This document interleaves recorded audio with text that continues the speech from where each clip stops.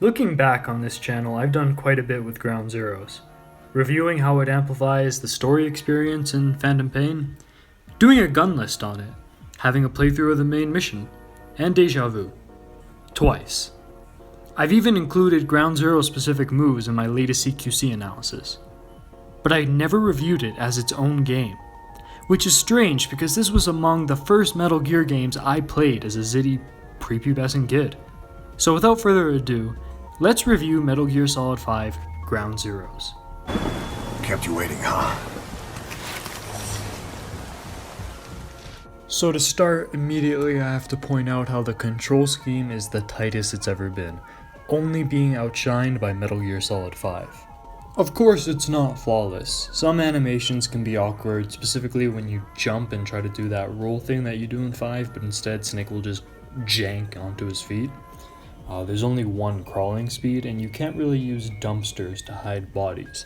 But all of these limitations are very venial and don't have a big effect on the overall experience. However, this game includes an interrogation feature not included in the Phantom Pain, where you can force enemies to call their friends, therefore luring enemies to a desired spot, adding a whole nother layer to the distraction portion of the stealth that you do. In terms of map design, Camp Omega is on par with maps in the Phantom Pain, in terms of entryways and nooks and crannies at least. However, hidden dialogue and secrets are much more abundant and interesting in this game than in the Phantom Pain. A good example of this is how, even though Ground Zeroes is a much more linear enclosed game, side objectives pop up a lot more organically when you're going throughout your mission. For example, in the main Ground Zeroes mission, you can find this optional prisoner that, after going through some trouble to rescue, will give you information on how to get into the building where Paz is. This is simply brought up by a conversation between guards, not an obnoxious codec call, and not Cause or Ocelot just booming in your ear how this is here, take a look at your iDroid. It's just there, in the world, and that makes this game incredibly immersive. Now, I already made a video talking about the guns, however it was of questionable quality looking back, so I'm just going to spend a little bit of time talking about them here. I like the guns in Ground Zeroes much better than the Phantom Pain.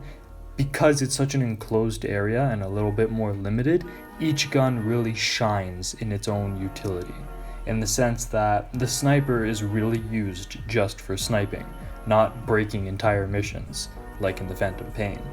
The SMG is a fantastic gun. The 45 actually functions like a 45, and in video games, that rarely happens. This 1911 stand-in actually packs a punch, so when you pick it up, in comparison to your tranq pistol, it's very clear this is your loud and proud fuck shit up kind of pistol. Because of the limited options in this game, each gun that you pick up has its own distinct personality and will feel extremely different from the other. Whereas in Metal Gear Solid 5, you have the 1911 stand-in, the Burkov, the Glock knockoff, and they all start feeling a little bit samey with some gimmicks. But here, guns have personality. I mentioned before the SMG is great. When you pick it up, it's like the assault rifle meets that 45. Now you can do all the things you can do with your assault rifle, but then you can also, take prisoners, use human shields, so this becomes your close range utility gun for when shit hits the fan or for when you're sneaking around. I should also mention that Ground Zeroes, even though there's always the incentive to go non-lethal, this is one of those games where, because there's not long-term consequence, you're just in there for a mission and you're heading out in like a matter of minutes or maybe an hour depending on how good you are, there's not really much of an incentive to go non-lethal. Lethal will always be a lot better, so when you find weapons like this SMG, you gravitate towards it. Or the starting assault rifle. It's phenomenal because even though you can't use it to the same extent as your SMG, it gives you crazy range. And since there's no suppressed sniper that you can just break the game with, this rifle becomes your bread and butter, your necessity. If you want to take out cameras at range, if you want to take out a guard that's looking at you from nearly across the map, you need to use your skills to take him down. So it's a much more balanced game overall because of the more so closed nature. That's something I feel like they handled poorly in Phantom Pain, where everything feels the same and everything is overpowered. Here, everything is balanced and there's a method there's a method to the gameplay, similar to Halo Combat Evolve. If you watched my video on guns and gameplay, again, questionable quality, but I talk about the different ways that games can implement guns, and one of them is called single purpose. This would classify as a single purpose game, where every gun has its own purpose and own personality. I love it. If you need another example of what single purpose looks like, just look at Metal Gear's roots with Metal Gear Solid 1. In that game, every gun really had its purpose. You couldn't use the assault rifle the same way you use the sniper, nor could you use it the same way you use the pistol. Everything had its own personality, so you were forced to understand the game's mechanics, and more importantly, the kind of chess game that goes on with using different weapons. Now, Metal Gear Solid 1 was a really basic example of that. I think Halo Combat Evolved does it better, but just to create an image in your mind. Speaking of deja vu, you know what's a lot more fun than just waiting for a timer to pass by as you develop more equipment and weapons? Unlocking things. When you beat certain missions in this game, you'll get a rank, and with that rank, you'll unlock a certain weapon that'll be there at the start of the mission. Now, of course, depending on your rank, it gives you what it believes to be better guns, but if you get a C rank, you get the SMG, which is one of the best weapons in the game. But I don't want to go on a rant about what I think is the best and keep talking about guns, so it's cool that you get to unlock stuff. Because one thing I hate about Phantom Pain is that there's not really a sense of accomplishment. Like, there is long term after you've developed a lot, you're like, wow, look at everything I have at my disposal now. But it's a lot more fun in a game where you get achievements or you unlock certain outfits, like the Solid Snake outfit in Deja Vu. Or when you unlock tapes in this game and you go around the map and you find different songs that you can listen to, or you find out what happened to Chico and Paz. That's interesting. It gives me a reason to replay the game, because I know there's a reward in it for me. Finding those tapes, solving that mystery, unlocking new guns, unlocking an entire level where I get to play a Solid Snake, Deja Vu, and the enemies look like the Genome Soldiers. That's cool.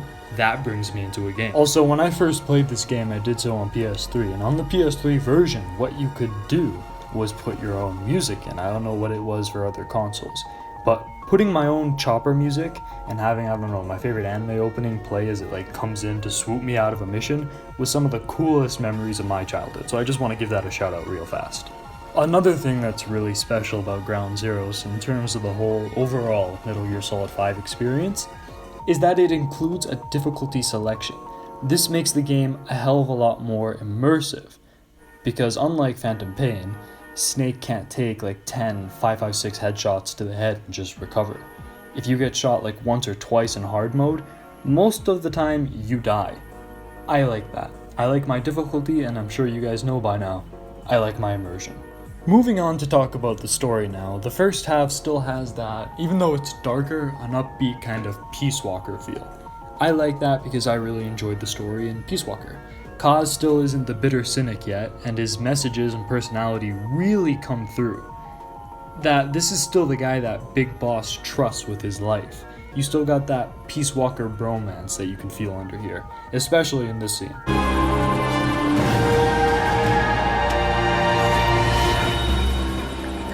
And I love that. I love the whole Peace Walker dynamic that all the characters have with them. I found that incredibly interesting. It's part of the reason why I got into Big Boss's story so much. Not so much for Snake Eater's story, but for Peace Walker's.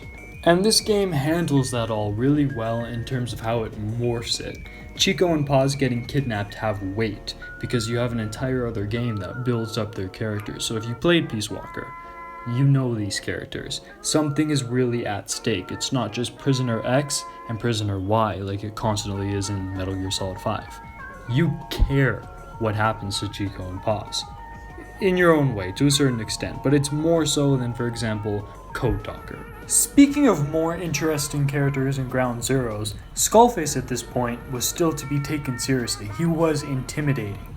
You didn't know who he was, where he came from. There was a mystery there. You just heard the torture tapes. You saw his intimidating presence. You saw how he had all of these men behind him, and up until this point, you didn't know any of the goofy stuff. He's not wearing the gay mask that he is in Phantom Pain. This is an intimidating villain. Not in the same sense that Solidus or Liquid is, where they are just physically intimidating, but this is someone who has a different kind of power. the power that Paz was talking about towards the end of Peace Walker. This is the threat of Cypher personified. And since Huey was still in the background and it wasn't confirmed if he was a villain or not, Skullface took center stage, and because of that he got the time and effort that Phantom Pain didn't deliver on. Skullface was just a well-rounded villain because he was the only villain, whereas Phantom Pain feels like it has many half-villains. As a side note, another huge plus that Ground Zeroes has in terms of characters and story is the fact that Snake actually talks. It still feels like Snake. He has that authoritative presence that he carried over from Peace Walker. Now, yes, I know this is because Venom Snake was a completely different character, but it was just nice to have Big Boss be there and be himself. Now, I could keep on rambling about the stories and characters all day, believe me, because I really love the foundation this game set for Phantom Pain and how it delivered on everything from Peace Walker. But I'm just going to sum up a couple more points just so I don't bore you to death. Basically, the Mother Base destruction scene was gut-wrenching the first time I saw it. I felt Kaz's pain, and his actor's portrayal of Kaz in that moment was spectacular. Then going on about how the prisoners in this game have so much more personality. These random, faceless prisoners. I listened to each one of their dialogues as I dragged them to my chopper. I didn't just hook a balloon up onto them and they were gone. They had something to say. They felt like people. They talked about their families, what they were afraid of, and this got me so invested in this game. The tapes in this game were also so much more fascinating than Phantom Pain. Paz's diaries, little tidbits about the mission, the music, it's all interesting. I sat there and I listened, and I think that's a big theme with Ground Zeroes, with its characters, with its side missions, with its additional content. I sat and listened. Whereas with Phantom Pain, I really have to be in the mood for it, but in Ground Zeroes, it's a treat. So to put it all short, Ground Zeroes is just one of